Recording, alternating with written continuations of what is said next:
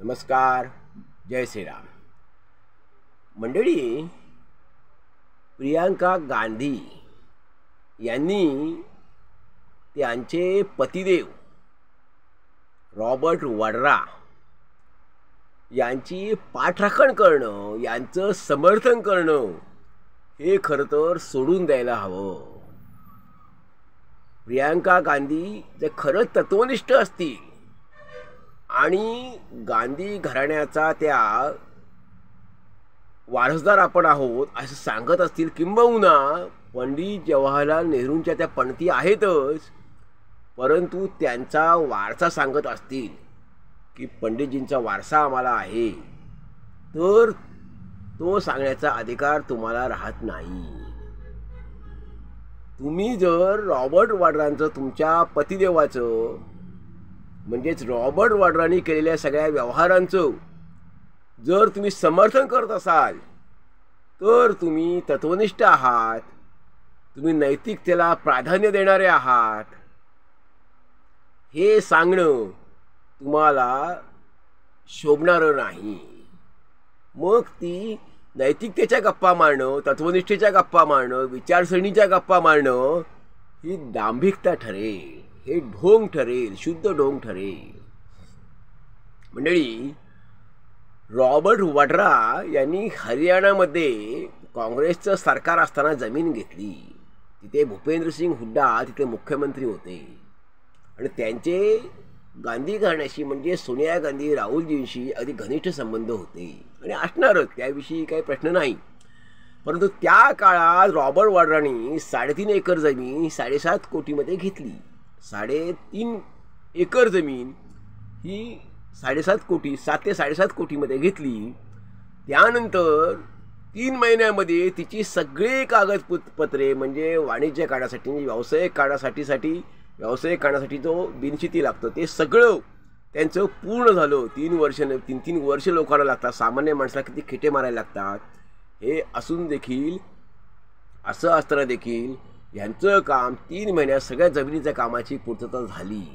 म्हणजे अगदी मंत्रालयापासून, जिल्हा कार्यालयापासून तालुका स्तरापर्यंत सगळ्या कार्यालयातनं फायली हलवून ते काम 3 महिन्यात सगळ्या जमिनीचं काम पूर्ण होऊन त्यानंतर लगेचच त्या जमिनीची विक्री 60 कोटी रुपयाला झाली.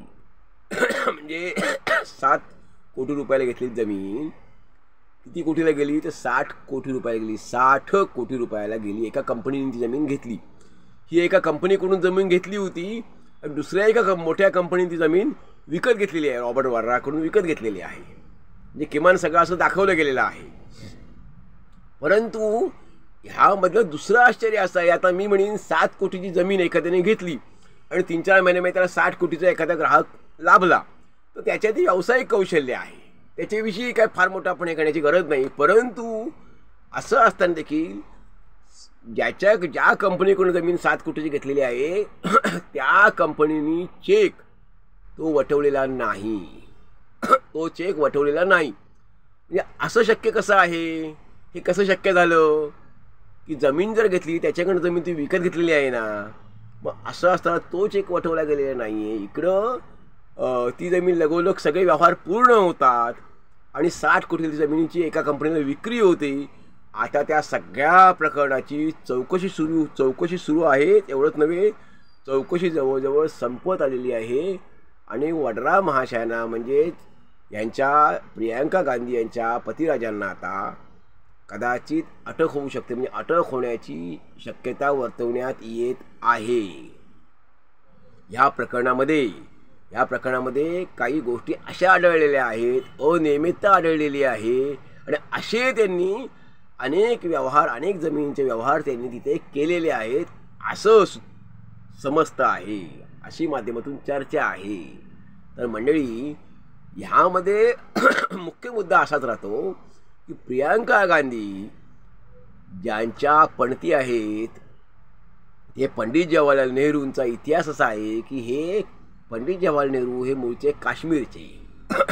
आता पंडितजींचा बाकी इतिहास मी काही सांगत नाही, पण तो काश्मीरमध्ये पंडितजींच्या नावाच्या शेकडो एकर जमिनी होत्या, शेकडो उतारे त्यांच्या नावावर होते. त्यानंतरच्या काळात तिथून ते काश्मीरवरून ते अलाहाबादला दिल्लीला आले, दिल्लीवरून त्यांचं कुटुंब परत अलाहाबादला आलं. अशा तीनही ठिकाणी त्यांच्या शेकडो एकर जमिनी होत्या. दिल्ली असेल, अलाहाबाद असेल आणि काश्मीर असेल. पंडितजींनी जमिनी एवढ्या सगळ्या दान करत करत जेव्हा ते पंडितजी गेले, पंडित नेहरू मृत्यू पावले, निधन झालं पंडितजींचं, त्यावेळी त्यांच्या नावावर एकही सातबारा नव्हता. प्रियांका गांधीजींनी हे खूप काही घेण्यासारखं आहे, शिकण्यासारखं आहे आणि आपल्याच नवऱ्याला यातून काहीतरी बोध देण्यासारखं आहे. नवऱ्याला बोध देण्यासारखं आहे की पंडितजींची जमीन एवढी शेकडो एकर जमिनीचे मालक आणि शेकडो सातबाऱ्यांच्या नावावर होते.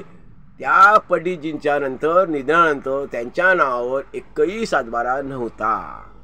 म्हणजेच त्यांनी ती जमीन वेगवेगळ्या राष्ट्रकार्यासाठी आणि वेगवेगळ्या विधायक कामासाठी जमीन ती दान केलेली होती. अशी खरं तर पंडितजींची आणखी अनेक उदाहरणं देता येतील, परंतु आजचा विषय रॉबर्ट वाड्रा आणि प्रियांका गांधी वाड्रा यांच्यापुरता मर्यादित आहे.